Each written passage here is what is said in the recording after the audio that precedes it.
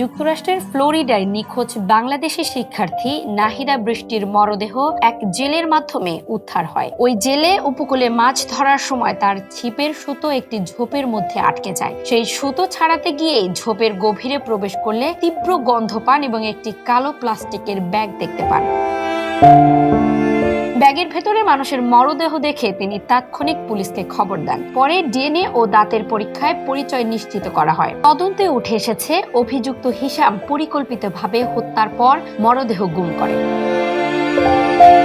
বৃষ্টির মরদেহটি সে নিজের গাড়ির ট্যাঙ্কে করে উপকূলে নিয়ে গিয়ে ঝোপের আড়ালে ফেলে আসে। স্মার্টফোনের মুছে ফেলা তথ্য ফরেনসিকের মাধ্যমে উদ্ধারের পর তার পরিকল্পিত হত্যার প্রমাণ মিলেছে।